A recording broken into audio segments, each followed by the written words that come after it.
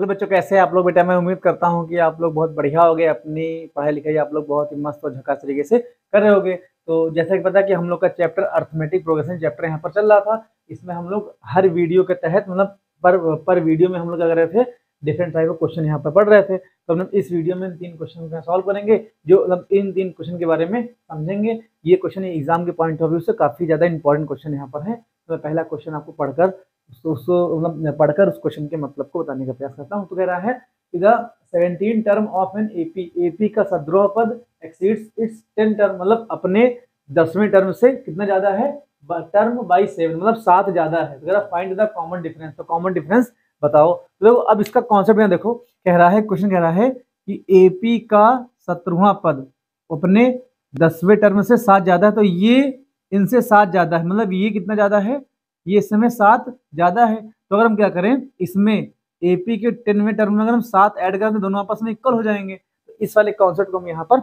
लगाएंगे। तो हम लोग यहाँ क्या लिखेंगे, हम लोग क्वेश्चन को सॉल्व करेंगे तो हम लोग यहाँ पर क्या लिखेंगे, देखो। तो हम लोग यहाँ पर करते हैं, हम लोग क्या लिखेंगे, हम मानेंगे the first term of AP. हम लोग एपी का फर्स्ट टर्म ए ले लेंगे और हम क्या लिखेंगे, कॉमन डिफरेंस क्या हो जाएगा, कॉमन डिफरेंस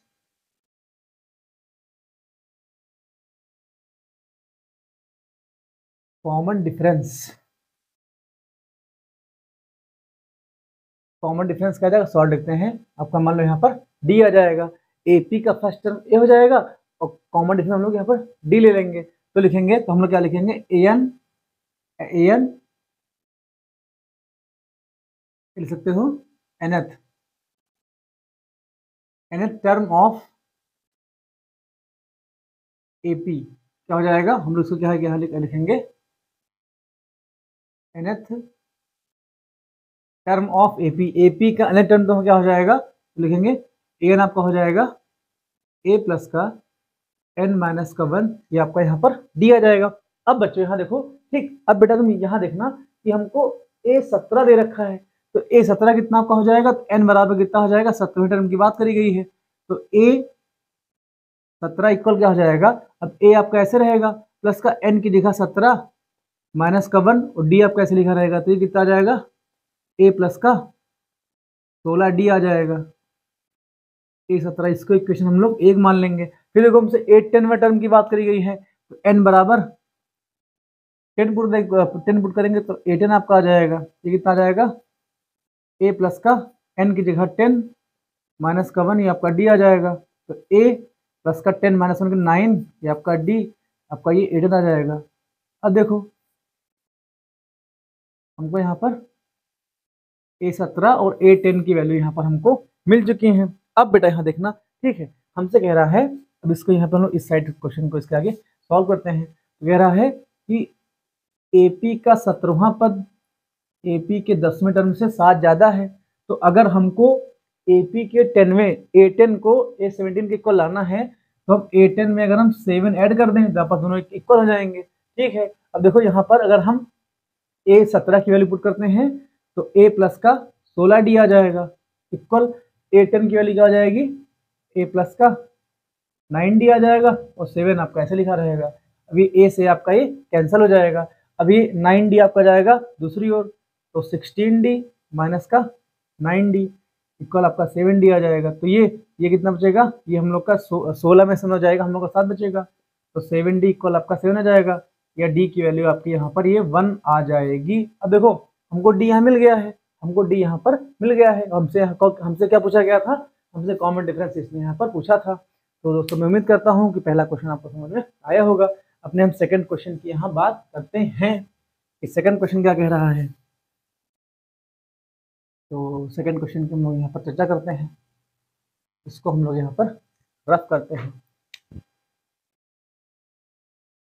तो सेकंड क्वेश्चन कह रहा है, अगर सेकंड क्वेश्चन को हम लोग इस साइड सॉल्व लगाएंगे, क्योंकि फिर राइट से लेफ्ट में आओ तो आप लोग को राइट वाला पार्ट दिखता नहीं होगा, लेफ्ट से राइट में आएंगे तो आप लोग को दिखेगा। तो हम लोग ये वाला क्वेश्चन इधर लिखते हैं,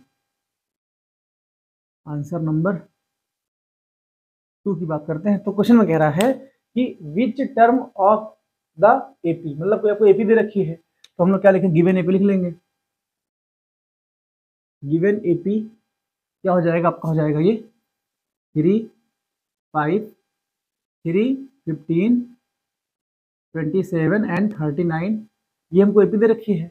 कह रहे इस एपी का which term of the AP, मतलब एपी का कौन सा term will be 132 more than it's 54 term, मतलब एपी के 54वें टर्म में अगर हम 132 ऐड कर देंगे, जैसे एपी के 54 टर्म के, जैसे मान लो एपी का 54 टर्म मान लो ए आता, मान लो ए हो जाएगा।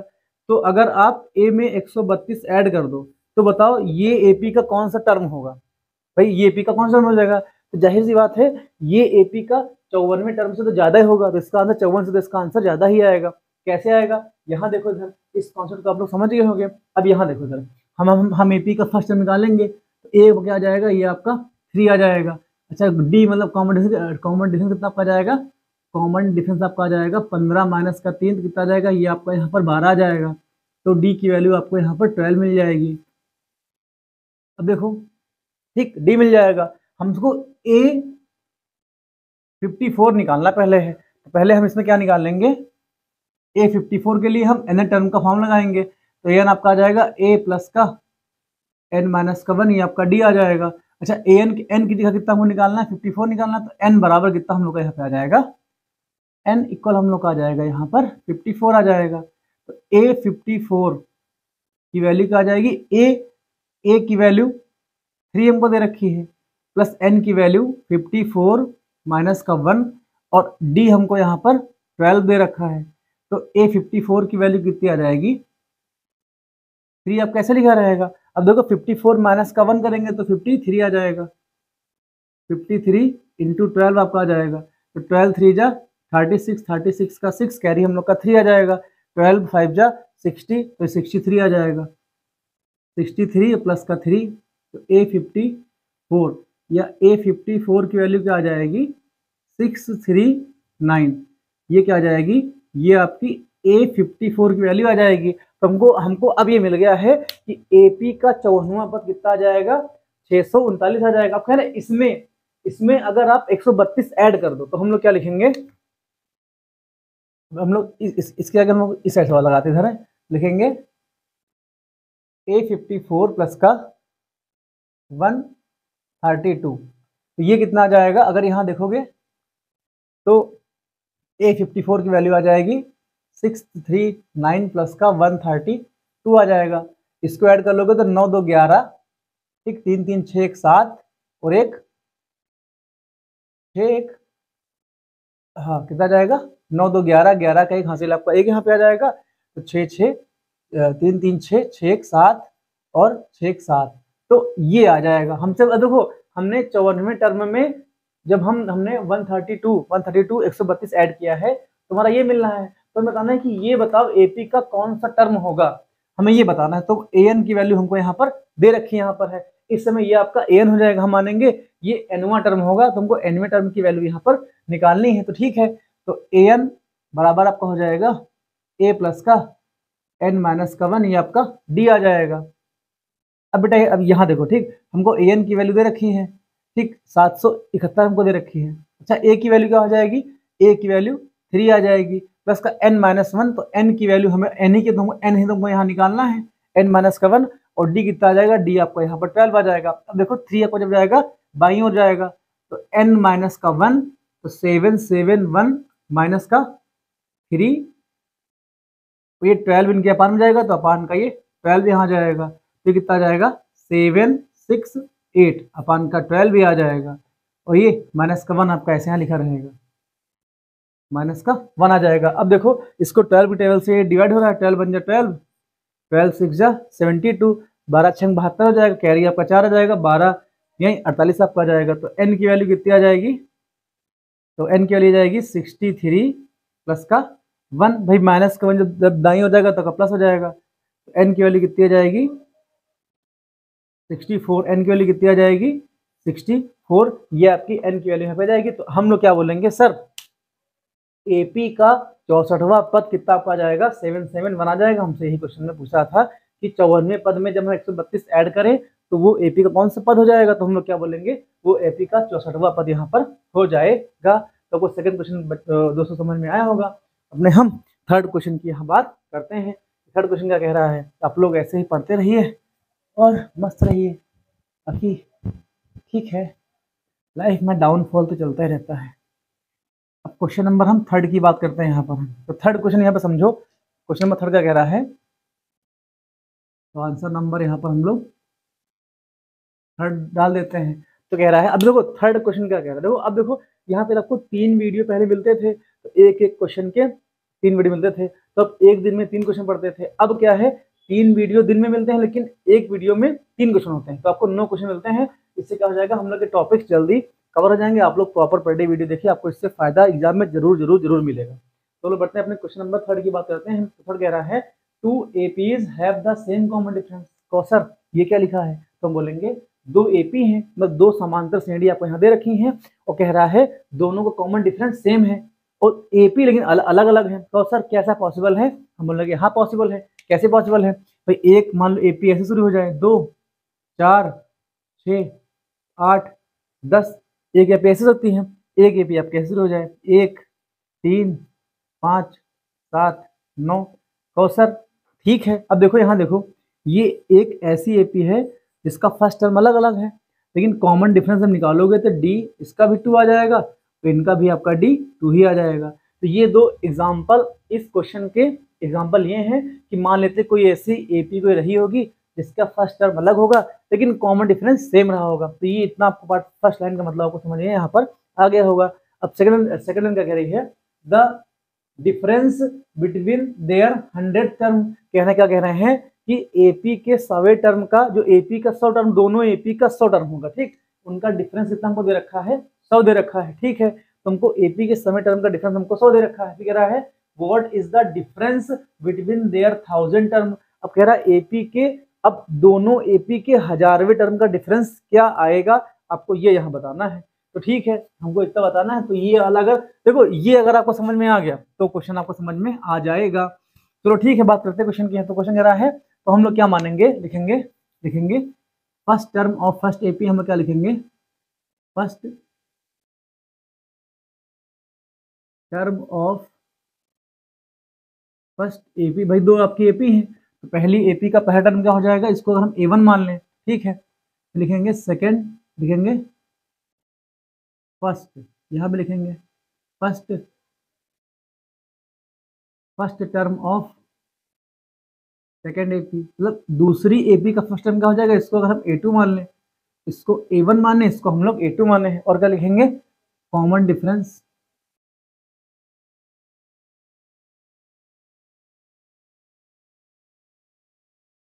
Common difference there, common difference both AP, common difference both AP, दोनों एपी कॉमन डिफरेंस क्या हो जाएगा, ये आपका डी ही रहेगा। क्या रहेगा, डी रहेगा। अब देखो ऐसे एपी हो जाएगी, तो हम लोग क्या लिखेंगे, अब देखो हम लोग क्या लिखेंगे, nth टर्म ऑफ एपी क्या हो जाएगा, nth टर्म ऑफ एपी क्या आ जाएगा, तो an आपका हो जाएगा a प्लस का n माइनस का 1, ये आपका डी आ जाएगा। ये आपका सिमिलर जो आपका सिंपल फॉर्मूला होता है, हम लोग यहाँ फॉर्मूला लिख देंगे। तो हम लोग यहाँ क्या लिखेंगे, अब देखो हमको क्या लिखना है, अगर फर्स्ट एपी की बात करते हैं, फर्स्ट